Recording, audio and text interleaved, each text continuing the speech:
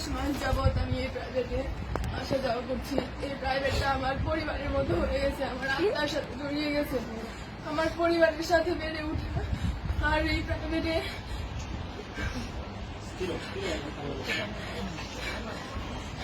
এই প্রাইভেটটাকে আমার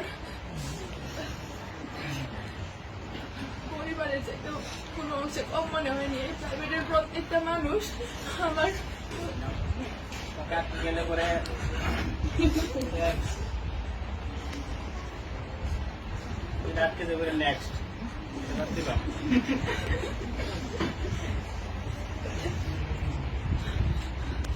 আর আমাকে সমাজকর্মের সামনে শিখাইছে যে কিভাবে নিজের লুকিয়ে থাকা প্রতিভাকে জাগিয়ে তুলতে হয়, কিভাবে স্বপ্নকে বড় করতে তুলতে হয়, নিজের প্রতিভাকে জাগিয়ে তোলার প্রেরণা জাগাইছে স্যার। স্যার আমার জীবনের কিংবদন্তি, স্যার আমার জীবনের সেই সমাজকর্মী। স্যারের মাধ্যমে আমি আমার মুক্ত চিন্তাধারা ফুটিয়ে তুলতে পেরেছি।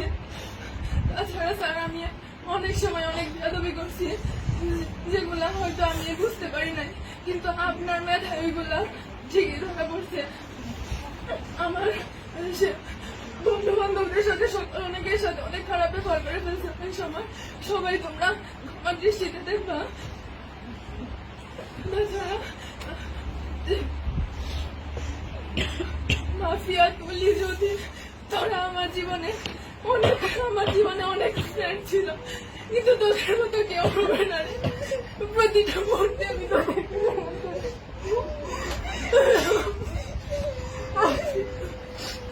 দীর্ঘ 12 বছর পড়াশোনা জীবনে অনেক স্যারের সাথে পরিচয় হয়েছে, অনেক বন্ধু বান্ধবের সাথে পরিচয় হয়েছে, কিন্তু স্বামীর স্যারের মতো কেউ হয়ে উঠতে পারিনি আজ পর্যন্ত। আর তাদের মতো ফ্রেন্ড আজ পর্যন্ত হয়ে উঠতে পারেনি। আমি ক্লাসের মধ্যে অনেক কথার কাউন্টার দিতাম যাতে অনেকেই বিরক্ত হইতাম। সবাই আমাকে ক্ষমা করে দিও। আমার